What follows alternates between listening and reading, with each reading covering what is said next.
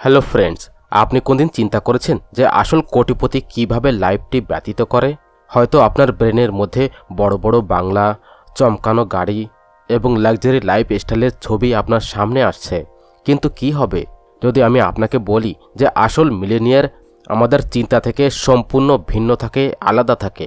হ্যাঁ, আমাদের আশেপাশেই তারা লাইফটি ব্যতীত করে, কিন্তু তাদেরকে জানা খুবই কঠিন হয়, চেনা খুব কঠিন হয়। তারা তো খুব কস্টলি কারে তো ঘোরে, কিন্তু কোনো সময় তারা বেশিরভাগ ব্র্যান্ডেড কাপড় পরে না এবং সবসময় তারা পয়সা দেখায় না এবং কস্টলি কারে খুব কম ঘোরে এবং খুব সাদামাটা তারা লাইফটি ব্যতীত করে। খরচার পরে তারা কন্ট্রোল রাখে এবং আস্তে আস্তে করে নিজের সম্পত্তি তৈরি করে। এই গোপন রহস্য খোলে দ্য মিলেনিয়ার নেক্সট ডোর বই। এটি এমন একটি বই যেটি বড়লোকদের ব্যাপারে আপনার সম্পূর্ণ চিন্তাটিকে আলাদা করতে পারে, পাল্টাতে পারে। চিন্তা করুন, আপনি এমন একটি সিক্রেট পেয়ে গেছেন যার কারণ আপনি কোনো লটারি না যেতে এবং কোটি টাকার ইনহেরিটেন্স যদি পান, আর আপনি নিজেকে আস্তে আস্তে করে ফাইন্যান্সিয়ালি ফ্রিডম করতে পারেন যদি আপনি ওই মেথডটি বুঝে যান, যার কারণ বিশ্বের আসল কোটিপতিরা সাইলেন্টলি নিজের ওয়েলথ সবসময়ের জন্য বিল্ড করছে। এটি এই বইয়ের কিছু speciality.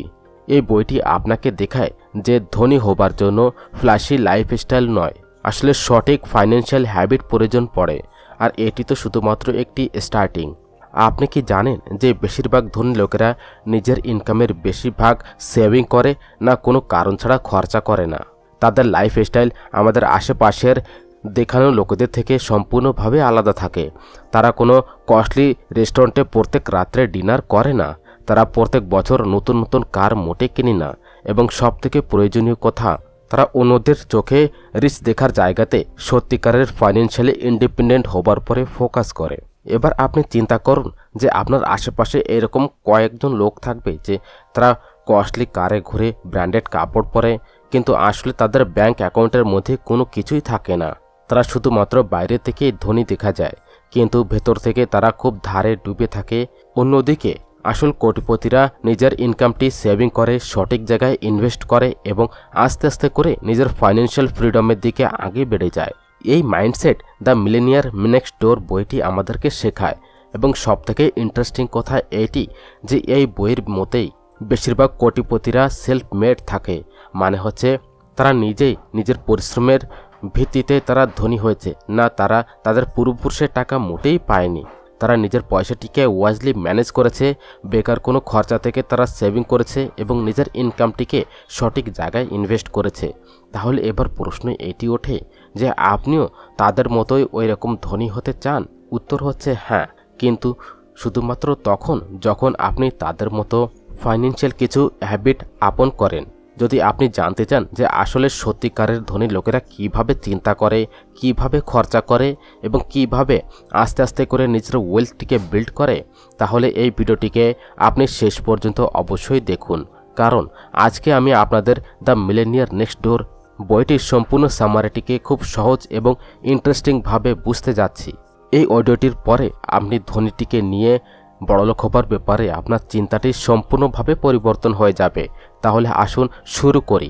Chapter 1, meet the millionaire next door. আপনি কোনদিন চিন্তা করেছেন যে আসল কোটিপতি কিভাবে লাইফটি এক্সপেন্ড করে? মোটেই না। তারা যে চমকানো গাড়ির মধ্যে সবসময় ঘুরে বেড়ায়, প্রত্যেক সপ্তাহে বিদেশে তারা ঘুরতে যায়, আর যারা যে প্রত্যেক পার্টিতে নিজের কস্টলি কাপড় এবং ঘড়িটি সবসময়ের জন্য দেখায়, সেটি মোটেই নয়। আসল কোটিপতি সেই হয় যাকে দেখেই কেউ আন্দাজাও মোটে লাগাতে পারে না যে তাদের ব্যাংক অ্যাকাউন্টের মধ্যে কোটি কোটি টাকা রয়েছে। তারা আমাদের আশেপাশেই থাকে, একদম সাধারণ লোকের মতো, কিন্তু তাদের চিন্তা, তাদের পয়সার সঙ্গে তাদের সম্পর্ক, তাদের অভ্যাসটি সাধারণ লোকের থেকে একদমই ভিন্ন থাকে। আর এই পার্থক্যটি তাদেরকে ধনী বানায়। চিন্তা করুন যে আপনার পাশে বসবাস করা শর্মা লোকটি, শর্মাজি সবসময়ের জন্য একটি পুরনো কার চালায়, সস্তা কাপড় পরে এবং বেশিরভাগ সময় চুপচাপ নিজের কাজের মধ্যে সবসময়ের জন্য ব্যস্ত থাকে। আপনি কোনদিন চিন্তা করেছেন সে কোটিপতি হতে পারে?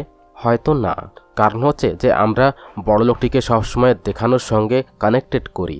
আমরা এটি মনে করি যে যে বেশিরভাগ বেশি দেখায় সেই আসলে একজন বড়লোক হবে, কিন্তু সত্য এর থেকে সম্পূর্ণভাবে উল্টো থাকে। একবার একটি রিসার্চ টিম বড়লোকের ব্যাপারে একটি বড় সার্ভে করেছিল। তাদের আশা ছিল যে তারা এমন ধরনের লোকের সঙ্গে সাক্ষাৎ করবে যারা সবসময় কস্টলি স্যুট পরে, ভালো ভালো বাংলায় বসবাস করে এবং যাদের লাইফ স্টাইল সবসময়ের জন্য রয়্যাল থাকবে। কিন্তু যখন তারা আসল কোটিপতির সঙ্গে সাক্ষাৎ করেছিল তখন সে ওই জায়গায় অবাক হয়ে গেল। বেশিরভাগ কোটিপতিরা না কোনো ব্র্যান্ডেড কাপড় পরত, না তাদের কাছে কোনো লাক্সারি কারগুলি ছিল, না তারা সবসময়ের জন্য খুব কস্টলি রেস্টুরেন্টের মধ্যে ডিনার করত। আসলে তারা খুবই সিম্পলভাবে সবসময় লাইফটি ব্যতীত করত। এবার একটি কথা আপনি শুনুন। একটি ইন্টারভিউতে একজন কোটিপতির কাছে শোনা হলো যে আপনার সবথেকে ইন্টারেস্টিং এবং পছন্দের কার কোনটি। সে একটু হাসলো এবং বলল যে আমার 10 বছর পুরনো টয়োটা গাড়ি। যে লোক ইন্টারভিউ নিচ্ছিল সে একটু অবাক হলো। সে চিন্তা করলো যে এই মানুষটি হয়তো একটু মজাক করছে, কিন্তু সে ওই জায়গায় খুব সিরিয়াস ছিল। আর সে বলল যে আমার প্রাথমিকতা হচ্ছে ফাইন্যান্সিয়াল ফ্রিডম, না লোকেদেরকে ইমপ্রেস করা। যদি আমার কারটি ভালো মাইলেজ দেয় এবং সঠিকভাবে গাড়িটি চলে তাহলে আমাকে এটি বারে বারে পরিবর্তন করার কোনো প্রয়োজন নেই। এই চিন্তাটি আসল ধনী হবার একটি চাবিকাঠি হয়। তারা শুধুমাত্র পয়সাটিকে স্ট্যাটাস দেখানোর জন্য মোটেই নয়, আসলে ফাইন্যান্সিয়াল সিকিউরিটি এবং ফিউচার ফ্রিডমের জন্য ব্যবহার করে। তারা প্রত্যেকটা জিনিসের মধ্যেই ভ্যালু দেখে এবং এটি একটি কারণ যে তারা নিজের লাইফের মধ্যে সবসময়ের জন্য ধনী হয়ে থাকে। এবং অন্যদিকে ফ্ল্যাশি লাইফস্টাইল ব্যতীত করা লোকেরা প্রায় সবসময়ের জন্য ধারের মধ্যে ডুবে থাকে। এবার একটু চিন্তা করুন যে যখন আমরা কাউকে BMW ঘুরতে দেখি তখন আমরা ওই জায়গায় চিন্তা করি ওয়াহ সে কত ধনী হবে, কিন্তু আমরা কি এটি জানি যে ওই কারটি লোনে নেওয়া হয়েছে? আমরা কি এটি জানি যে ওই ব্যক্তির কাছে সেভিং আছে কি না? বেশিরভাগ লোকেরা নিজের সম্পূর্ণ ইনকামটিকে কস্টলি লাইফস্টাইলের পরে খরচা করে ফেলে আর শেষে তাদের কাছে কোনো কিছুই সেভিং থাকে না। কিন্তু আসল কোটিপতি এর একদম সম্পূর্ণ উল্টো কাজ করে। তারা প্রথমে নিজের ওয়েলথটি ক্রিয়েট করে, তারপরে প্রয়োজন পড়লে পয়সাটি খরচা করে। একবার একজন ব্যক্তির কাছে প্রশ্ন করা হলো আপনার সবথেকে বড় ফাইন্যান্সিয়াল ভুল কী ছিল? সে ওই জায়গায় বলল যখন আমি 25 বছরের ছিলাম আমি নিজের প্রথম চাকরির কিছু মাসের মধ্যেই একটি কস্টলি কার ওই জায়গায় কিনে নিয়েছিলাম। লোকেদেরকে আমি সবসময়ের জন্য ইমপ্রেস করতে চাচ্ছিলাম, কিন্তু যখন EMI ভরার কথা আসলো তখন আমি অনুভব করলাম যে আমি একটি ভুল রাস্তায় দৌড়াচ্ছি। ওই সময় যদি আমি ওই পয়সাটিকে সেভিং করে রাখতাম এবং সঠিক জায়গাতে ইনভেস্ট করে ফেলতাম তাহলে আজকে আমি অনেক বেশি ধনী থাকতাম। এই শিক্ষাটি আসল কোটিপতি আমাদেরকে দেয়। মোটেই দেখাবে না, সঠিক ফাইন্যান্সিয়াল ডিসিশন আপনি নেবেন, নিজের পয়সাটিকে ওয়াইজলি ব্যবহার করবেন। ধনী ফ্ল্যাশি লাইফস্টাইল থেকে মোটেই নয়, আসলে ডিসিপ্লিন মানি ম্যানেজমেন্ট থেকেই আসে। এবার প্রশ্ন ওঠে যে আপনিও কি ফাইন্যান্সিয়াল ফ্রিডম চান? আপনিও কি নিজের লাইফের মধ্যে সত্যিকারের ধনী হতে চান, না শুধুমাত্র ধনী দেখতে চান? যদি হ্যাঁ, তাহলে আপনার ওইসব অভ্যাসগুলিকে আপন করতে হবে যেটি আসল কোটিপতিরা সবসময়ের জন্য আপন করে। পয়সা উপার্জন করা একটি জিনিস, কিন্তু ওইটিকে সঠিকভাবে ম্যানেজ করা একটি স্কিল, এবং এই স্কিলটি আপনাকে লং টার্ম ওয়েলথ বানাতে সবসময়ের জন্য প্রেজেন্ট থাকে। এই কারণে নেক্সট টাইম যখন আপনি কোনো সাধারণ মানুষকে দেখেন যে কোনো কিছু না দেখায় লাইফটি ব্যতীত করছে, হতে পারে সে আসল কোটিপতি থাকতে পারে আপনার পাশেই। চ্যাপ্টার 2, ফুগল। আপনি কোনোদিন চিন্তা করেছেন যে ধনী লোকেরা আসলে কিভাবে ধনী হয়? তারা কি সবসময়ের জন্য লটারি জেতে? তারা কিছু বিরাসতে কোনো কোটি টাকার সম্পত্তি পেয়েছে, বা তাদের কাছে এমন কোনো সিক্রেট রয়েছে যেটি সাধারণ লোকেরা ওটি জানে না? যদি আপনি চিন্তা করছেন যে ধনী হবার জন্য বেশি পয়সা উপার্জন করার প্রয়োজন, তাহলে আপনি ভুল চিন্তা করছেন। আসল পার্থক্য এটি মোটেই নয় যে আপনি কত উপার্জন করেন, আসলে এইটি যে আপনি কত সেভিং করেন এবং কিভাবে সেই পয়সাটি খরচা করেন। এবং এটি সবথেকে গোপন একটি রহস্য। ফুগালিটি মানে হচ্ছে সাদগি এবং সাদামাটাভাবে খুব সহজভাবে লাইফটি ব্যতীত করার একটি স্কিল। একটি কোটিপতি লোকের গল্প শুনেন। সে বড় একটি বিজনেসম্যান ছিল। যদি আপনি তাকে রাস্তায় চলতে দেখতেন তাহলে কোনো সময় বুঝতে পারতেন না যে সে কোটিপতি রয়েছে। তার কাপড় খুব সিম্পল ছিল, তার ঘটি কোনো কস্টলি ব্র্যান্ড মোটেই ছিল না, এবং তার কারটিও একটি পুরনো টয়োটা ছিল। যখন তার কাছে শোনা হলো যে আপনার কাছে এত পয়সা রয়েছে, তারপরও আপনি এত সাধারণ জীবন কেন ব্যতীত করছেন, সে ওই জায়গায় একটু হেসে উত্তর দিল যে এটিই তো কারণ যে আমি ধনী। যদি আমি নিজের পয়সাটিকে বেকার জিনিসের পরে ওই জায়গায় উড়োতে শুরু করে দিই, তাহলে আমিও সেই সব লোকেদের মতো তৈরি হয়ে যাব যারা শুধুমাত্র ধনী হবার জন্য দেখাবা করে, কিন্তু তারা আসলে সত্যিকারের পয়সার সমস্যার মধ্যে সবসময়ের জন্য থাকে। এইটি সবথেকে বড় পার্থক্য থাকে একটি ধনী লোক এবং দেখানো লোকের মাঝে। আমরা প্রায় চিন্তা করি যেসব লোকেরা খুব কস্টলি কার চালায়, ব্র্যান্ডেড কাপড় পরে এবং প্রত্যেক সপ্তাহে বিদেশ ঘুরতে চায়, সেই আসলে একটি ধনী লোক হয়। কিন্তু আপনি কোনদিন চিন্তা করেছেন যে ওইসব লোকেরা এইসব জিনিসের জন্য পয়সা কোন জায়গা থেকে উপার্জন করে? অনেক কয়বার এরকম হয় যে সে নিজের সম্পূর্ণ ইনকামটিকে খরচা করে ফেলে বা ধার নিয়ে এই লাইফস্টাইলটিকে সবসময়ের জন্য বানিয়ে রাখে। কিন্তু আসল কোটিপতি এই খেলাটিকে এই জায়গায় বুঝতে পারে, তারা কোনো সময়ের জন্য বেকারের খরচার মধ্যে ফেঁসে মোটেই থাকে না। আরেকটি কথা আপনি শুনুন, যে একজন ব্যক্তি নিজের সম্পূর্ণ জীবনটি একটি সাদামাটা জীবনে ব্যতীত করে সবসময় লাইফটি কাটিয়েছে। সে নিজের পুরনো ঘরে সবসময় বসবাস করত, সবসময়ের জন্য ডিসকাউন্টে শপিং করত, কিন্তু কোনো দিন সে আননেসেসারি জিনিসের পরে পয়সা খরচা মোটেই করতো না। কিন্তু যখন ওনার মৃত্যু হলো, তখন তার পরিবাররা এটি জানতে পারলো যে তার ব্যাংক অ্যাকাউন্টের মধ্যে কোটি টাকা ছিল। কেউ এই জায়গায় বিশ্বাসই করেছিল না যে এত সাধারণ জীবন ব্যতীত করা ব্যক্তি এত ধনী হতে পারে। কিন্তু এই ফ্রুগেলিটির জাদু ধনী ফ্ল্যাশি লাইফস্টাইল থেকে মোটেই আসে না। আসলে বুদ্ধিমান এবং সহজভাবে খরচা করলে এবং পয়সাটি সেভিং করলে আসে। এবার হয়তো আপনি চিন্তা করছেন যে কি ফ্রুগেলিটির মানে এটি যে আমাদের কোনো দিন পয়সাটি খরচা মোটেই করতে থাকতে হয় না? মোটেই না। এর মানে এটাই যে শুধুমাত্র আমরা আমাদেরকে নিজের খরচাটিকে খুবই কন্ট্রোল করা উচিত এবং শুধুমাত্র ওইসব জিনিসের পরেই খরচা করা উচিত যেগুলির সবসময় আমাদেরকে খুব প্রয়োজন পড়ে। আসল ধনী লোকেরা বেকারের জিনিসের পরে পয়সা মোটেই উড়োয় না। আসলে তারা প্রত্যেকটি জিনিসের এবং টাকার ভ্যালু বোঝে। চিন্তা করুন, আপনি যদি প্রত্যেক মাসের স্যালারির বড় একটি ভাগ বেকারের জিনিসে খরচা করে ফেলেন, তাহলে আপনি কি সত্যি ফাইন্যান্সিয়াল ফ্রিডম প্রাপ্ত করতে পারবেন? আপনি কোনোদিন ধনী হতে পারবেন যদি আপনার ব্যাংক ব্যালেন্স সবসময়ের জন্য জিরোর একদম নিকটে থাকে? মোটেই না। আর এই কথাটি আসল কোটিপতি এটি বুঝতে পারে। তারা এটি জানে যে পয়সা উপার্জন করা শুধুমাত্র একটি আধা লড়াই, যুদ্ধ। আসল যুদ্ধ তো ওই পয়সাটিকে সঠিকভাবে সেভিং করা এবং সঠিক জায়গায় ইনভেস্ট করার ব্যাপারে থাকে।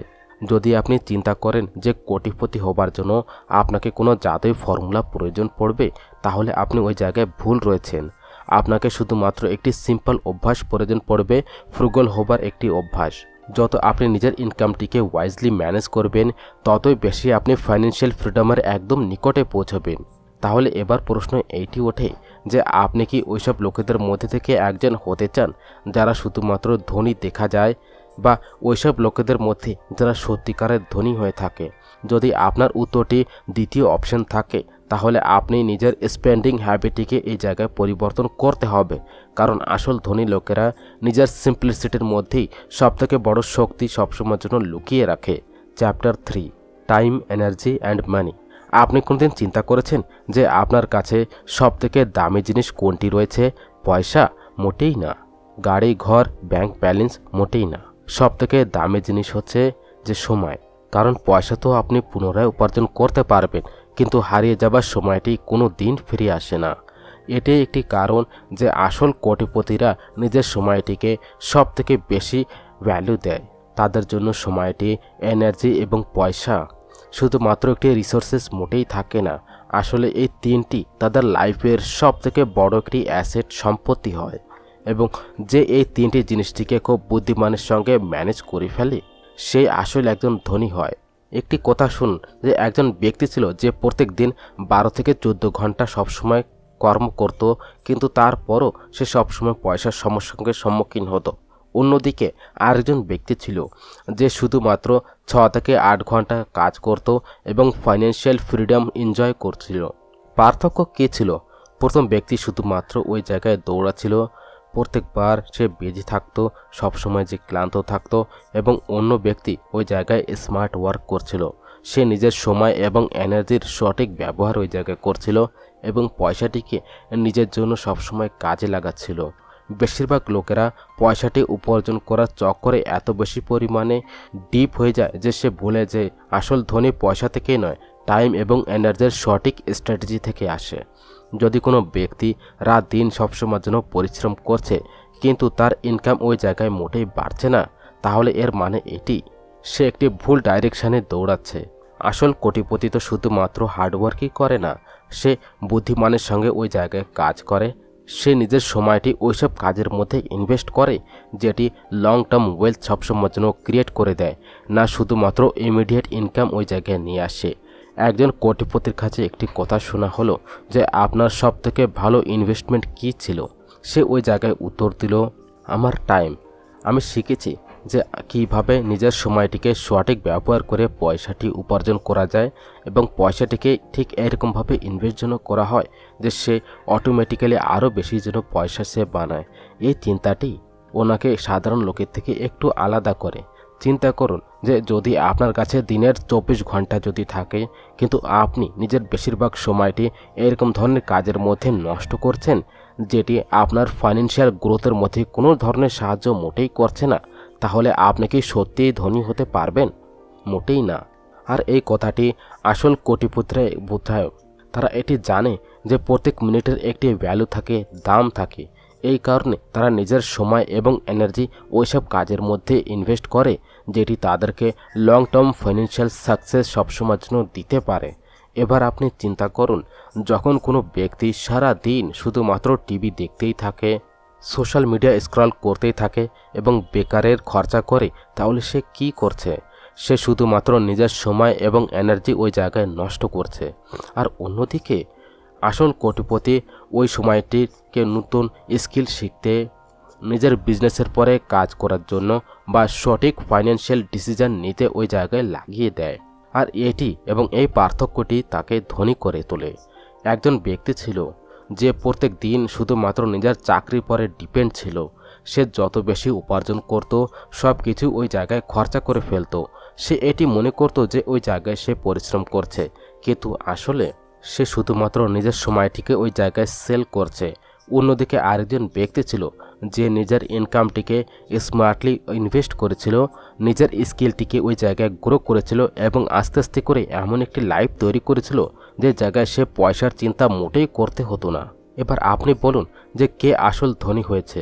পয়সা শুধুমাত্র ওইসব লোকেদের কাছে মোটেই যায় না যারা বেশি পরিমাণে হার্ডওয়ার্ক করে। আসলে ওইসব লোকেদের কাছে যায় যারা নিজের সময়, এনার্জি এবং পয়সাটিকে খুব বুদ্ধিমানের সঙ্গে এক জায়গায় ম্যানেজ করে। যদি আপনিও ফাইন্যান্সিয়াল ফ্রিডম প্রয়োজন পড়ে বা চান, তাহলে আপনাকে এই তিনটির সঠিক তালমেল এক জায়গায় করতেই হবে। আপনার সময় সব থেকে কস্টলি, এইটিকে ওই জায়গায় খরচা করুন যে জায়গা থেকে আপনি সব থেকে বেশি লাভ পাবেন। তাহলে এবার প্রশ্ন এটি যে আপনিও ওইসব লোকেদের মতো হতে চান যারা সারা সময় সবসময়ের জন্য দৌড়তে থাকে, বা ওইসব লোকেদের মতো যারা স্মার্ট স্ট্র্যাটেজির সঙ্গে নিজের সময়, এনার্জি এবং পয়সাটিকে সঠিক জায়গাতে ইনভেস্ট করে? যদি আপনার উত্তর দ্বিতীয় অপশন থাকে, তাহলে নিজের প্রায়োরিটিকে সঠিক করতে শুরু করে দেন। কারণ আসল ধনী হবার জন্য পয়সা উপার্জন করা মোটেই নেসেসিটি নয়। আসলে সঠিকভাবে, সঠিক মেথডে নিজের রিসোর্সেসটিকে ম্যানেজ করা সবথেকে বেশি ভ্যালু দেয়। You want what you drive. ধনী কি এই কথা থেকে ডিসিশন হয় যে আপনি কোন গাড়িটি চালান? যদি আপনার কাছে একটি কস্টলি BMW বা মার্সিডিস থাকে, তাহলে আপনি কি এর মানে এটি যে আপনি ওই জায়গায় কোটিপতি রয়েছেন? আর যদি আপনার কাছে একটি পুরনো টয়োটা বা হন্ডা থাকে, তাহলে এর মানে এটি যে আপনি এই জায়গায় গরিব রয়েছেন? আজকাল আমাদের ফাইন্যান্সিয়াল স্ট্যাটাসটিকে তাদের গাড়ির সঙ্গে সবসময় যেন কাউন্ট করি, কিন্তু সত্য অন্য কিছুই থাকে। যেসব লোকেরা আসলে সত্যিকারের ধনী থাকে, তারা এই কথার মোটেই কোনো কিছু যায় আসে না যে তাদের কাছে কোন গাড়ি রয়েছে। আসলে তাদের আসল সম্পত্তিটি তাদের ব্যাংক অ্যাকাউন্টের মধ্যে, তাদের ইনভেস্টমেন্টের মধ্যে এবং তাদের ফাইন্যান্সিয়াল হ্যাবিটের মধ্যেই থাকে। একজন ব্যক্তি ছিল যে বড় একটি কোম্পানির CEO ছিল। তার কাছে কোটি টাকার সম্পত্তি ছিল, কিন্তু সে সবসময়ের জন্য একটি পুরনো টয়োটা ক্যামরি সবসময়ের জন্য চালাতো। কিন্তু যখন তার কাছে কেউ বলল যে আপনি এত বড় কোম্পানির মালিক হয়েও এত সস্তা গাড়ি কেন চালাও, তখন সে ওই জায়গায় উত্তর দিল যে কারণ আমার জন্য গাড়ি শুধুমাত্র একটি জারিয়া, একটি জায়গা যে এক জায়গা থেকে আরেক জায়গায় আমাকে পৌঁছে, নাকি আমার একটি পরিচয়। আমার আসল সম্পত্তি, আমার ফাইন্যান্সিয়াল ইন্ডিপেন্ডেন্স রয়েছে। না ও এটি চমকানো জিনিস যেটি অন্যদেরকে সবসময়ের জন্য ইমপ্রেস করার জন্য কিনা হয়। অন্যদিকে আরেকজন ব্যক্তি ছিল যে বড় একটি খুব চমকানো গাড়ি BMW চালাতো, কিন্তু সত্য এইটি ছিল যে সে সম্পূর্ণভাবে ধারের মধ্যে ডুবেছিল। সে ওই গাড়িটিকে লোনে নিয়েছিল এবং সে প্রত্যেক মাসে তার EMI এত বেশি ছিল যে তার স্যালারির বড় একটি ভাগ ওই জায়গায় চলে যেত। লোকেরা তাকে দেখে এই কথাটি চিন্তা করত যে সে অনেক ধনী হবে, কিন্তু আসলে সত্য এইটি ছিল যে তার কাছে সেভিংয়ের নামে কোনো কিছুই ছিল না। এটি একটি পার্থক্য থাকে একটি আসল কোটিপতি এবং একজন দেখানো মানুষের মধ্যে। আমাদের সমাজের মধ্যে ধনীটিকে দেখানোর সঙ্গে সবসময়ের জন্য কানেক্টেড করা হয়। যদি কোনো ব্যক্তি কস্টলি কাপড় পরে, লাক্সারি কার চালায় এবং কস্টলি হোটেলে যদি খাবার খায়, তাহলে লোকেরা এটি বিশ্বাস করে নেয় যে ওই জায়গায় সে হয়তো অনেক ধনী থাকবে, কিন্তু এই চিন্তাটি সম্পূর্ণভাবে ভুল থাকে। আসল ধনী লোকেরা তো নিজের পয়সাটিকে ফ্ল্যাশি জিনিসের পরে বরবাদ মোটেই করে না। তারা নিজের ফাইন্যান্সিয়াল সিকিউরিটিকে আরও বেশি, সবথেকে বেশি ভ্যালু দেয়, প্রায়োরিটি দেয়। আপনি কোনদিন চিন্তা করেছেন যে বিশ্বের সব থেকে ধনী লোকেরা কোন কোন গাড়ি তারা চালায়? তারা কি প্রত্যেক বছর নতুন নতুন লাক্সারি কার ওই জায়গায় কেনে? মোটেই না। বেশিরভাগ ধনী লোকেরা প্র্যাকটিক্যাল ডিসিশন নেয়। তারা খুব কস্টলি গাড়ির পরে পয়সা না উড়িয়ে নিজের সম্পত্তিটিকে আরও গ্রো করার দিকে মনোযোগ দেয়। অনেক কোটিপতিরা পুরনো গাড়ি সবসময়ের জন্য চালায়, কারণ তাদের জন্য গাড়ি শুধুমাত্র একটি নেসেসিটি, না কোনো স্ট্যাটাস সিম্বল। একজন ব্যক্তি ছিল যে ছোটবেলা থেকে খুব কস্টলি গাড়ি সবসময়ের জন্য দিওয়ানা ছিল। যখনই সে নিজের প্রথম চাকরি পেয়েছিল, তখন সে ইনস্ট্যান্টলি একটি কস্টলি কার ওই জায়গায় লোনে নিয়েছিল। শুরুতে তো সে খুব খুশি হয়েছিল, কিন্তু যেমন যেমন করে EMIর একটি বোঝ ওই জায়গায় বেড়েই যাচ্ছিল, সে ফাইন্যান্সিয়াল স্ট্রেসে পড়তে শুরু করে দিল। প্রত্যেক মাসে তার আধা থেকে বেশি স্যালারি শুধুমাত্র ওই গাড়িটি চালানোর জন্য এবং মেনটেন করতে চলে যেত। কয়েক বছরের মধ্যে সে অনুভব করলো যে সে একটি ভুল রাস্তাতে চলছিল। তখন সে নিজের গাড়িটি ওই জায়গায় বিক্রি করে দিল, একটি সস্তা এবং রিলায়েবল কার ওই জায়গায় কিনলো এবং সেভিং করা পয়সাটিকে ওই জায়গাতে ইনভেস্ট করতে শুরু করে দিল। কিছু বছরের মধ্যে ওনার ফাইন্যান্সিয়াল স্থিতি এত স্ট্রং হয়ে গিয়েছিল যে সে কোনো লোন ছাড়া যে কোনো জিনিস ওই জায়গায় কিনতে পারত। এটি একটি আসল শিক্ষা ছিল। গাড়ির আপনার ফাইন্যান্সিয়াল স্ট্যাটাসটিকে ওই জায়গায় ডিফাইন্ড মোটেই করে না, আসলে আপনার ফাইন্যান্সিয়াল ডিসিশনটিকে ওই জায়গায় ক্লু দেয়। যদি আপনি শুধু অন্যদেরকে ইমপ্রেস করার জন্য ফ্ল্যাশের জিনিস সবসময়ের জন্য কিনছেন, তাহলে আপনি নিজের ফাইন্যান্সিয়াল ফ্রিডমটিকে একটি বেটের পরে দিচ্ছেন। আসল ধনের মানে এটি যে আপনি কোনো কিছু চিন্তা না করে আসলে নিজের লাইফটির জন্য ব্যতীত করতে পারেন না, এটি দেখানোর জন্য যে আপনি ধনী রয়েছেন। এই কারণে নেক্সট টাইম যখন আপনি কাউকে খুব কস্টলি গাড়িতে দেখেন, তাহলে এটি মোটেই চিন্তা করবেন না সে অনেক বড় লোক আছে। হতে পারে সে একটি লোনের লাইফটি ব্যতীত করছে, এবং আপনি যদি ফাইন্যান্সিয়াল ফ্রিডম চান, তাহলে আপনি নিজের পরিচয়টিকে কস্টলি জিনিসের সঙ্গে মোটেই কানেক্ট করবেন না, কারণ আসল কোটিপতি নিজের গাড়ি থেকে মোটেই না, আসলে নিজের বুদ্ধিমানী এবং হ্যাবিট থেকে জানা যায়। Chapter 5, economic patient care. একজন বড়লোক ব্যক্তি ছিল যে সারা জীবন পরিশ্রম করে পয়সা উপার্জন করেছিল। তার বাচ্চা সবসময় জন্য ভালো স্কুলে পড়তো, কস্টলি কাপড় পরতো এবং কোনো সময় পয়সার চিন্তা তারা মোটেই করতো না। সে নিজের বাবার সম্পত্তির পরে সবসময়ের জন্য ডিপেন্ড ছিল এবং তারা এটি বিশ্বাস করত যে তাদের লাইফ সবসময়ের জন্য খুব সহজ থাকবে। কিন্তু যখন ওই বড়লোক ব্যক্তির মৃত্যু হলো, তখন কয়েক বছরের মধ্যেই তার সম্পূর্ণ সাম্রাজ্য ওই জায়গায় ছড়িয়ে গিয়েছিল। ওনার বাচ্চাদের কাছে না কোনো কিছু পয়সা উপার্জন করার অভ্যাস ছিল, না ফাইন্যান্সিয়াল ডিসিপ্লিন ছিল। তারা সবসময়ের জন্য নিজের বাবার ওয়েলথের পরে সবসময়ের জন্য ডিপেন্ড থাকতো। কিন্তু যখন সে ওই লাঠিটি পড়ে গিয়েছিল, তখন তারা ডাউনফল হয়ে গেল। এই কথা শুধুমাত্র একটি পরিবারের মোটেই নয়, আসলে এরকম আনকাউন্টেবল কথা রয়েছে যে জায়গায় মা বাবা নিজের বাচ্চাদেরকে ফাইন্যান্সিয়াল হেল্প দিয়ে তাদের লাইফটিকে আরও সহজ সবসময় করতে চায়, কিন্তু না জেনে তাদেরকে সবসময়ের জন্য দুর্বল করে তোলে। এটি ইকোনমিক এবং পেশেন্ট কেয়ারের আসল একটি মানে। যখন কারোর প্রয়োজন থেকে বেশি ফাইন্যান্সিয়াল সাপোর্ট সবসময়ের জন্য দেওয়া হয় আর তারা নিজেই নিজের পায়ের পরে দাঁড়ানোর কোনো যোগ্যতা থাকে না, তখন আপনি চিন্তা করুন, যদি কোনো বাচ্চা প্রত্যেকবার সবসময় ডাউনফল হওয়ার পরে কান্না শুরু করে দেয় এবং তার বাবা মা তাকে নিজে থেকে উঠানোর একটি অভ্যাস দিয়ে দেয়, তাহলে কি সে নিজে থেকে কোনোদিন দাঁড়াতে শিখতে পারবে? অবশ্যই না। ঠিক তেমনই যখন কাউকে কোনো পরিশ্রম না করে কন্টিনিউ ফাইন্যান্সিয়াল সাপোর্ট সবসময়ের জন্য পেতেই থাকে, তখন সে কোনো দিন ফাইন্যান্সিয়াল ইন্ডিপেন্ডেন্ট একটি ভ্যালু মোটেই বুঝতে পারবে না। সে এরকমটি মনে করে যে পয়সা সবসময় আসতেই থাকবে, কিন্তু হঠাৎ করে যখন এই সাহায্যটি আসা বন্ধ হয়ে যায় তখন সে সহ্য করতে পারে না। একটি কথা শুনুন, একজন পরিবারের মধ্যে দু ভাই ছিল। প্রথম ভাই ছোটবেলা থেকে সবসময়ের জন্য পরিশ্রম করত, সে পয়সা সেভিং করলো এবং নিজেরই ফাইন্যান্সিয়াল প্ল্যানিং করলো। অন্যদিকে দ্বিতীয় ভাই সবসময়ের জন্য নিজের বাবা মার সঙ্গে সবসময়ের জন্য পয়সা চাইতো। সে এটি বিশ্বাস করত যে যত সময় তার বাবা মা রয়েছে তত সময় তার কোনো কিছু করার কোনো প্রয়োজন নেই। কিছু বছর পরে যখন তার বাবা মার ফাইন্যান্সিয়াল স্থিতি একটু দুর্বল হলো, তখন প্রথম ভাইয়ের কাছে নিজেরই সম্পত্তি ছিল এবং অন্য ভাই ওই জায়গায় সম্পূর্ণভাবে একদমই অসহায় ছিল। সে কোনো সময়ের জন্য নিজের থেকে পয়সা উপার্জন করতে শিখিয়েছিল না। এই পার্থক্য হয় ওইসব লোকেদের মধ্যে যারা নিজের ফাইন্যান্সিয়াল রেসপন্সটিকে নিজে থেকেই নেয় এবং ওইসব লোকেদের মধ্যে যারা সবসময়ের জন্য অন্যদের পরে ডিপেন্ড থাকে। অনেক বাবা মামারা এটি চিন্তা করে যে যদি নিজের বাচ্চাদেরকে ফাইন্যান্সিয়াল সাপোর্ট দেয় তাহলে তাদের লাইফ ওই জায়গায় সহজ হয়ে যাবে, কিন্তু আসলে প্রয়োজন থেকে বেশি ফাইন্যান্সিয়াল সাহায্য প্রায় বাচ্চাদেরকে ওই জায়গায় দুর্বল করে দেয়। তাদেরকে পরিশ্রম করার খুব প্রয়োজন মোটেই অনুভব করে না। তারা ফাইন্যান্সিয়াল ডিসিপ্লিন মোটেই শিখতে পারে না। যদি আপনি অনেক ধনী থাকেন এবং নিজের বাচ্চাদেরকে ফাইন্যান্সিয়াল হেল্প দিতে চান, তাহলে আপনাকে চিন্তা করতে হবে যে এই সাহায্যটি তাদেরকে স্ট্রঙ্গার বানাচ্ছে বা উইকার বানাচ্ছে।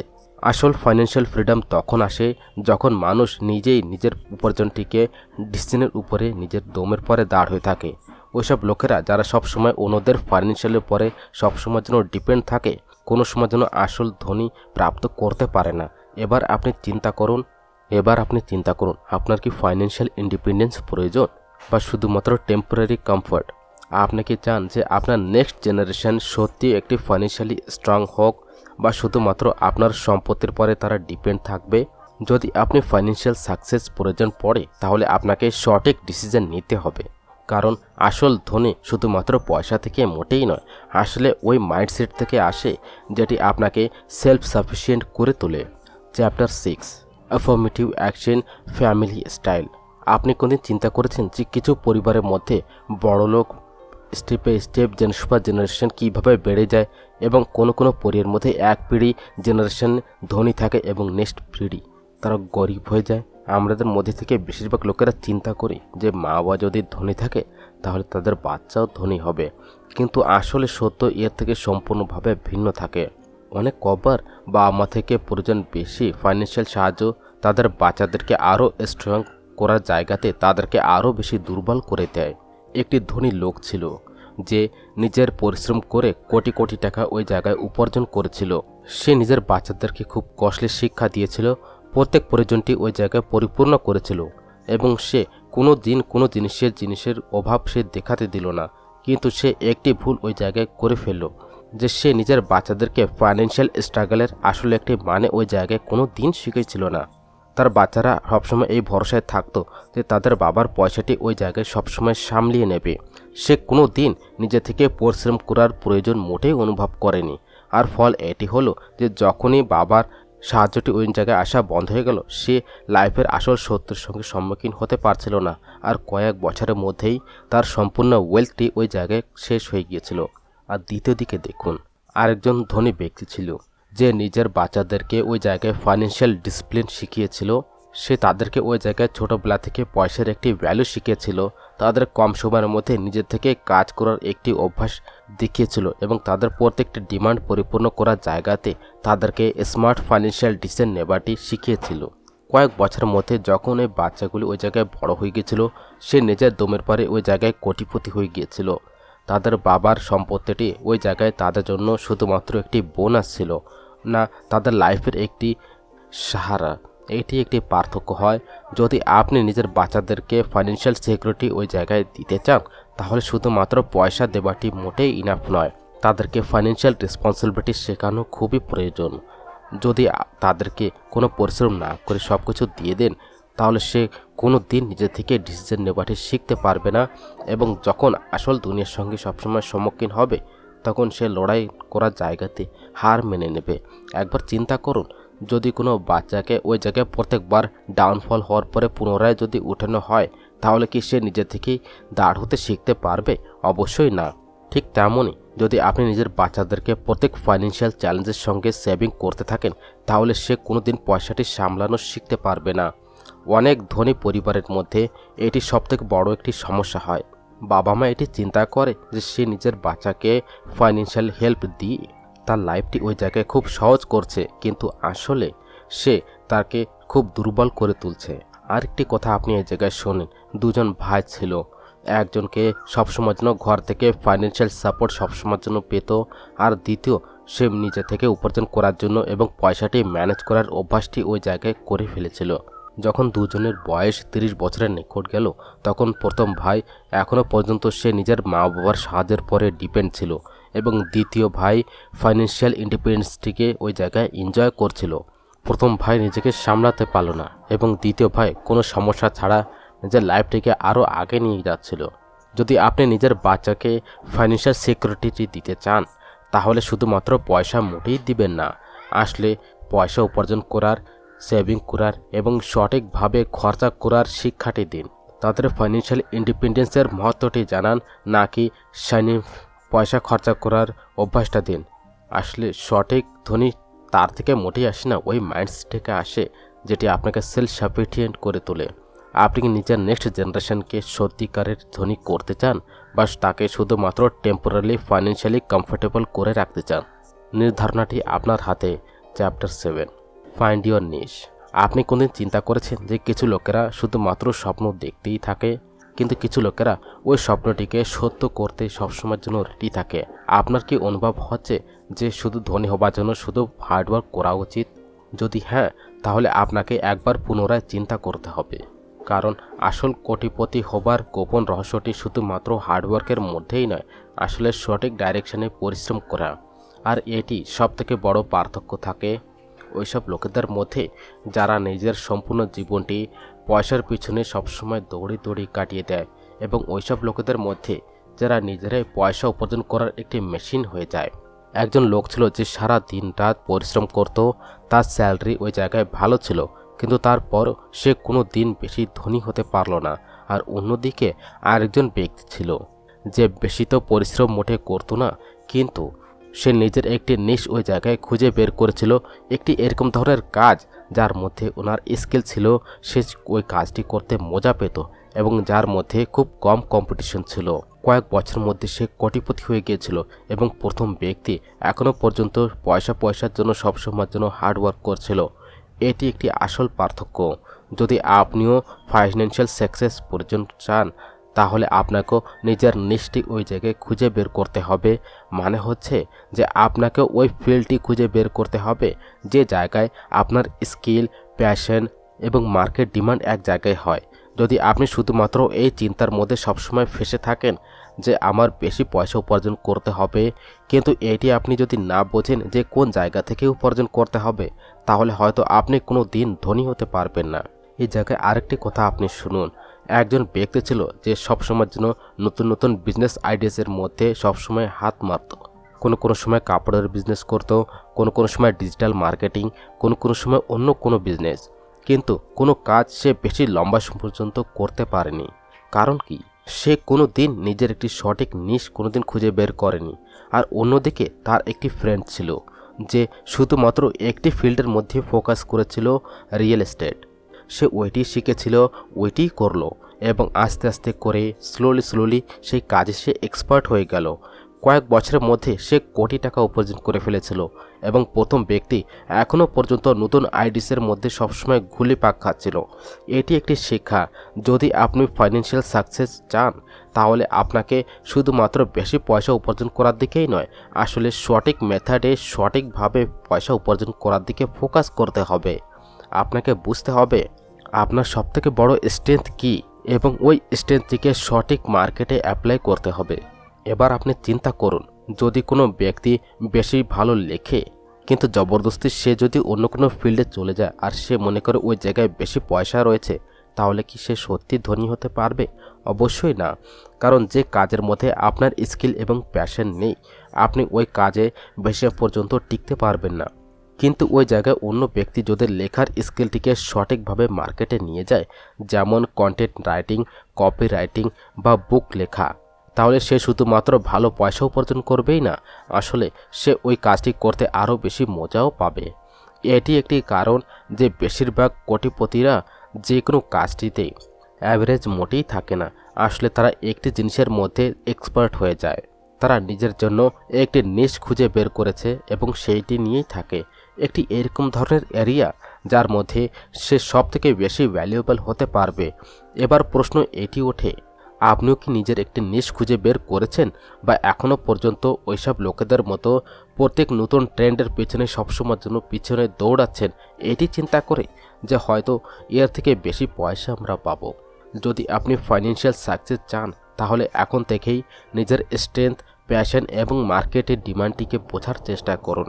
কারণ আসল কোটিপতি সে মোটেই হয় না যে সব জিনিস করে ফেলে। আসলে সেই ব্যক্তি হয় যে একটি জিনিসটিকে সব থেকে বেস্ট মেথডে করতে পারে। Chapter 8, job, millionaire versus years. আপনি কোনদিন চিন্তা করেছেন যে ধনী হবার দুটি রাস্তা থাকে? একটি রাস্তা ওইটি যে জায়গায় মানুষ নিজের পরিশ্রম করে নিজের দমে ধনী হয়, এবং দ্বিতীয় রাস্তা ওইটি যে জায়গায় মানুষ নিজের সম্পত্তির পরে সবসময়ের জন্য ডিপেন্ড থাকে, নিজের বাবা মার পয়সার সঙ্গে লাক্সারি লাইফ ব্যতীত করে, কিন্তু নিজে কোনো কিছু বানায় না। এবার আপনি চিন্তা করুন, কে বেশি সময় পর্যন্ত ধনী থাকবে? ওই ব্যক্তি যে বেশি সময় নিজে হার্ডওয়ার্ক করে সম্পত্তি বানিয়েছে, বা ওই ব্যক্তি যে কোনো পরিশ্রম না করে সম্পত্তি পেয়েছে? উত্তর খুব সহজ রয়েছে। একজন কোটিপতি ছিল যে নিজের লাইফটি শুরু খুব গর্বের মধ্যে করেছে। সে ছোটোবেলা থেকে কাজ করতে শুরু করে দিয়েছিল, কোনো সময় পেপার বিক্রি করা, কোনো সময় ছোটোখাটো চাকরি করা, কিন্তু আস্তে আস্তে করে সে পয়সা সেভিং করা এবং ইনভেস্ট করার একটি অভ্যাস করেছিল। কিছু বছরের মধ্যে সে নিজের একটি বিজনেস শুরু করেছিল এবং পরিশ্রম করে কোটি কোটি টাকা উপার্জন করেছিল। ওনার সফলতার সবথেকে বড় একটি কারণ ছিল ওনার পরিশ্রম, ওনার ধৈর্য এবং ওনার ফাইন্যান্সিয়াল ডিসিপ্লিন। এবার দ্বিতীয় দিকে আরেকজন ব্যক্তি ছিল যে কোটিপতির ছেলের রূপে ওই জায়গায় জন্ম নিয়েছিল। ওনার বাবা মার কাছে আগের থেকেই কোটি কোটি টাকার একটি সম্পত্তি ছিল। সে কোনোদিন পয়সার অভাব দেখতে পারেনি। যখন ওনাকে কার প্রয়োজন পড়তো তখন সে ওই জায়গায় পেয়েছিল, যখন তার নতুন ঘর প্রয়োজন ছিল সেটিও সে ওই জায়গায় পেয়েছিল। কিন্তু সে কোনোদিন পয়সা উপার্জন করা বা ম্যানেজ করার প্রয়োজন সে মোটেই করেনি। আর ফল এইটি হলো যে যখন সে বাবা মার সাহারায় ওই জায়গা থেকে সরে গিয়েছিল, তখন সে কয়েক বছরের মধ্যে সে নিজের সব সম্পত্তি ওই জায়গায় হারিয়ে ফেলেছিল। সে কস্টলি জিনিসের পরে খরচা করেছিল, কিন্তু ইনকাম জেনারেট করার কোনো স্কিল সে ওই জায়গায় শিখেছিল না। এটি একটি পার্থক্য ছিল আসল কোটিপতি এবং ওইসব লোকেদের মধ্যে যারা শুধুমাত্র পয়সা পেয়েছিল। যারা নিজের দমে ধনী হয় তারা পয়সার ভ্যালু জানে। তারা জানে যে পয়সাটিকে কিভাবে ইনভেস্ট করতে হবে, কিভাবে গ্রো করতে হবে এবং কিভাবে ওয়াইজলি খরচা করতে হবে। কিন্তু যেসব লোকেরা কোনো পরিশ্রম ছাড়া ধনী হয় তারা প্রায় ভুল ডিসিশন পরে পয়সা উড়িয়ে ফেলে। এবার আরেকটি কথা আপনি শুনুন। দুজন বন্ধু ছিল। প্রথম ফ্রেন্ড একজন মিডল ক্লাস ফ্যামিলি থেকে বিলং করত। সে পড়াশোনার সঙ্গে সঙ্গে ছোট ছোট জব করেছিল, পয়সা সেভিং করেছিল এবং আস্তে আস্তে করে একটি স্টার্ট আপ শুরু করেছিল। দ্বিতীয় দিকে তার একটি ফ্রেন্ড একটি ধনী পরিবারের সঙ্গে বিলং করত। সে কোনো দিন নিজের থেকে পয়সা উপার্জন করার নেসেসিটি অনুভব করেছিল না। কয়েক বছরের মধ্যে প্রথম ফ্রেন্ড সেলফ মেড কোটিপতি ওই জায়গায় হয়ে গিয়েছিল, এবং অন্য ফ্রেন্ড নিজের ইনহেরিটেড ওয়েলথের পরে সে লাইফটি ব্যতীত করেছিল। যখন ওনার বাবার সম্পত্তি ওই জায়গায় খতম হয়ে গিয়েছিল তখন সে নিজে কোনো কিছু করতে পেরেছিল না, কারণ সে কোনো দিন পয়সা উপার্জন করা বা সামলানোর একটি স্কিলই শিখেছিল না। এটি একটি আসল সত্য। যদি আপনি ফাইন্যান্সিয়াল সাকসেস চান তাহলে আপনাকে নিজের পার পরে নিজেই দাঁড় হতে হবে। যদি আপনি চিন্তা করেন যে বড় একটি স্যালারি বা ইনহেরিটেড ওয়েলথ থেকেই আপনি ধনী হয়ে যাবেন, তাহলে এটি আপনার সবথেকে বড় একটি ভুল ধারণা হবে। আসল ধনী তখনই আপনি হতে পারবেন যখন আপনি নিজেই একটি ওয়েলথ ক্রিয়েট করতে শিখে যাবেন, না শুধুমাত্র ওটিকে খরচা করা। যদি আপনিও ফাইন্যান্সিয়াল ফ্রিডম চান তাহলে নিজের একটি ইনকাম সোর্সেস তৈরি করুন। যদি চাকরি করেন তাহলে শুধুমাত্র স্যালারির পরে ডিপেন্ড মোটেই থাকবেন না, আসলে ইনভেস্টমেন্টও করুন। যদি আপনি বিজনেস করতে চান তাহলে সঠিক ফাইন্যান্সিয়াল ডিসিশন ওই জায়গায় নিন, কারণ আসল কোটিপতি হবার মানে এটি শুধুমাত্র বেশি পয়সা উপার্জন করা মোটেই নয়, আসলে ওটিকে সঠিকভাবে পয়সাটিকে ম্যানেজ করা এবং গ্রো করা।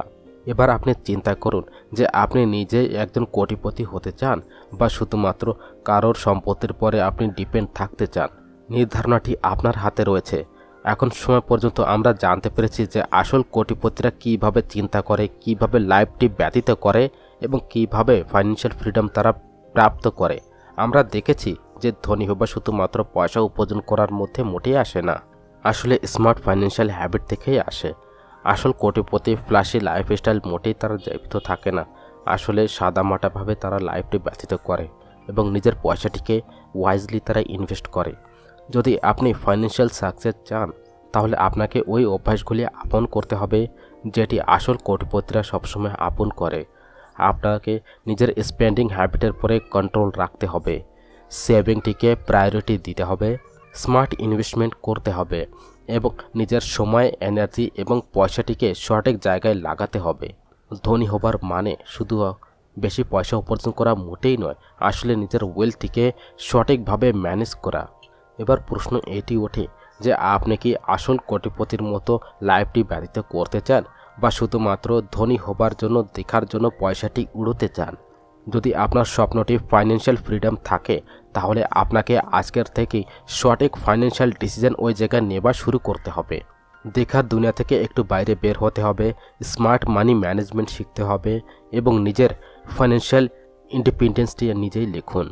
যদি আপনার এই ভিডিওটি ভালো লেগে থাকে তাহলে এর থেকে আপনি নতুন কিছু শিখতে পারেন, তাহলে এটিকে লাইক, শেয়ার এবং ফ্রেন্ডদের সঙ্গে অবশ্যই সাঝা করবেন যেন তারাও ফাইন্যান্সিয়াল ফ্রিডমের দিকে আরও এক স্টেপ আগে নিয়ে যেতে পারে। আপনি এইরকম ধরনের আরও অডিও বুক সামারি যদি দেখতে চান তাহলে চ্যানেলটি সাবস্ক্রাইব অবশ্যই করবেন এবং বেল আইকন অবশ্যই প্রেস করুন, কারণ আপনি যেন নতুন ভিডিও, নতুন নোটিফিকেশান যেন সবসময়ের জন্য পান। আপনার ফাইন্যান্সিয়াল সাকসেসের জার্নি এখনই শুরু হয়েছে। আপনি কি রেডি রয়েছেন নিজেকে মিলেনিয়ার মাইন্ডসেটে পরিবর্তন করার জন্য? যদি হ্যাঁ, তাহলে অ্যাকশন নেবাটি এখন থেকেই শুরু করে দিন এবং নিজের ফাইন্যান্সিয়াল ইন্ডিপেন্ডেন্সের কথাটি নিজেই লিখুন।